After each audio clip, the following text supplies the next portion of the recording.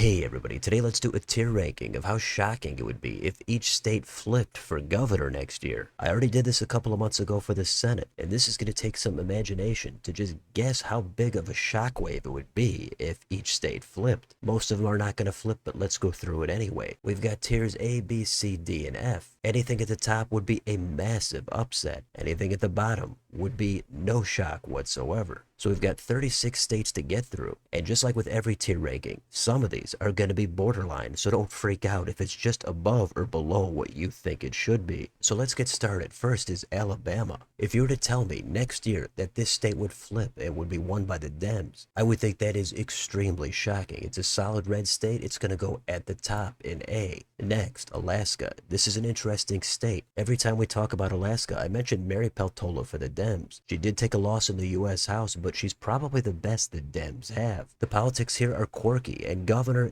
does allow for some unusual things to happen. So for me, I think the perfect rating here is right in the middle. It would be a little bit shocking, but it would not be a significant upset. Next, Arizona. The most likely matchup here is Katie Hobbs against Andy Biggs. Trump won it here by more than 5 for president, but in a likely blue-leaning national environment, Dems are looking to hold on. So this state kind of could go either way. So the shock factor here would be low, but I don't think it would be totally zero. That's a good one for the D tier. Next, Arkansas. Deep red state. Sarah Sanders would be hugely shocking if she lost. Next, California. Well, the state is wide open on who it's going to be in that top 2 primary. But if somehow this did flip, it would be pretty high up on the shock factor. It's going to go at the top in A. Next, Colorado. Now, like California, this is an open seat, and this state is not as blue. It's likely to be Michael Bennet for the Dems. GOP has a weak bench. So this is a good one that's borderline BA. It's been a while since the Republicans won here. Let's just bump it up to the A for now. Next, Connecticut.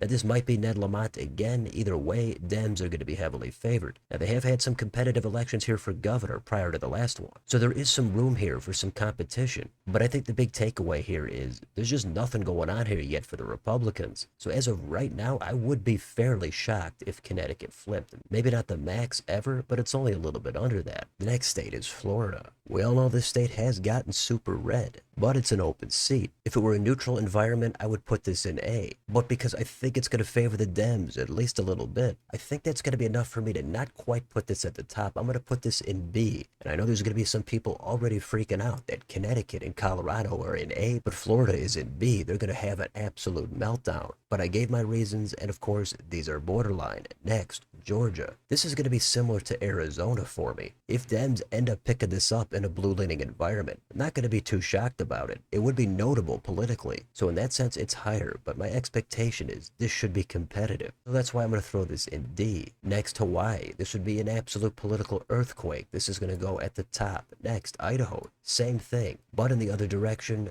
Republicans losing that would be huge. How about Illinois? Now here's another open seat. Here's Pritzker going for a 3rd term. I think for me, this one is going to fall just on the other side of A. It would be a pretty massive upset, but once in a while, voters want some change. Next, Iowa. Kim Reynolds is not popular, so there is an opening here for the Dems. So there is some shock factor, but not enough to put this outside of the C tier. Next, in Kansas. This is a red state with a Democratic governor, but it's an open seat, so Republicans are pretty favored to flip this back. So this is actually going to go in the bottom in F. There's no shock here if the state reverts back to its normal political lean. Next, in Maine. If Republicans flipped this and picked it up, I would be pretty shocked considering the environment. I'm going to put this in the B tier. It's closer to C than A, but that's where we're going to leave it. Next, in Maryland. Wes Moore here should be very likely to win by a landslide, even if his popularity slipped just a little bit, or if Larry Hogan ran against him. It's hard to not put this in the A tier. Massachusetts, same story. Not much to say. It's going in A. Now, Michigan flipping and going toward the Republicans next year. As of right now, I think this is good enough for the C tier. It could end up being extremely competitive, but with Trump in the White House, I think it's going to be a little tougher for the Republicans. Next, how about Minnesota? I think this would be a fairly notable pickup if the Republicans actually got it. It wouldn't be a huge bombshell, but I think there's enough here to put this into the B tier. In Nebraska, if Jim Pillen lost and this state went blue, I would be highly surprised. This is going to go in A. If Dan Osborne was in there instead, then I would take it down to B. Next, Nevada. If Joe Lombardo lost and this state flipped, I think I would be somewhat surprised. Enough for the middle, it's going to go in C. In New Hampshire, if Kelly Ayotte went down after just 2 years, it would be fairly surprising, although anything could happen. So let's just put this one right there next to Minnesota. How about New Mexico? As of right now, this state is also going to go in B, but I do want to see what happens. Maybe it ends up getting more competitive. In New York, this state I think is a long way to actually flipping for the Republicans, especially with Trump in the White House. So the shock factor would be there, but it's going to be less than some of these top ones in A. We're going to put that in B, but it's close. In Ohio, if this flipped and Amy Acton defeated Vivek Ramaswamy, I think I would be fairly shocked. More than the states in C tier, we're going to put that in B. Next, Oklahoma, easy call. That's going to go at the top in A. How about Oregon? If it's Tina Kotek and she went down, I don't think I'd be extremely shocked.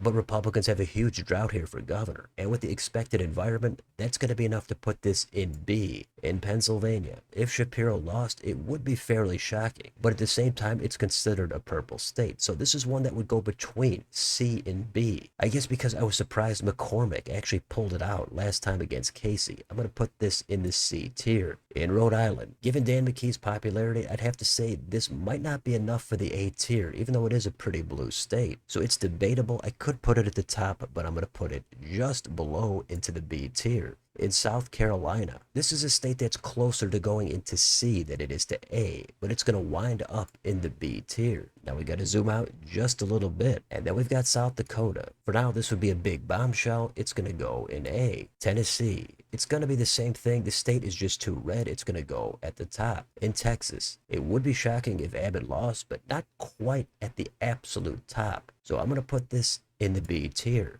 Next, Vermont. This all depends on Phil Scott. So if he decides to retire, if his lieutenant governor also doesn't run, then there is absolutely zero shock here. I would expect the state to flip. If it is Phil Scott, then it would go at the top in the A tier. So that one really depends on the candidates. Next, it's Wisconsin. This state has had some competitive governor's elections, so it's going to start off somewhere between the C and the D tier. It's close to C, but I'm going to put it just below into the D tier. Finally, Wyoming. If that flipped blue, it would be an easy, giant upset, so that's going to go in A. So that's it. Those are the tiers. And every time I do these, some people freak out in the comments. They're going to talk about how Florida, Rhode Island, and South Carolina are in the same tier as New York and Texas, or some other combination. But all I can say is remember, some are very borderline, just above or just below the next tier. You try to be as consistent as you can, but there's no way it's going to be perfect. Anybody's ranking is going to have a bunch of criticism, but try to look at the big picture, and you're going to think about it a little bit differently than I do. But this is how shocked I would be if I found out any of these states flipped next year. Don't take it super seriously. Try to have a little bit of fun when you're doing these rankings. So let me know in the comments. Do you hate every one of these rankings, or do you actually like a few of them? Which ones are the most borderline or debatable? Let me know what you think down below on your way out. Don't forget to like, share, and subscribe. Join if you'd like to support the channel. Thanks for watching. I'll see you next time.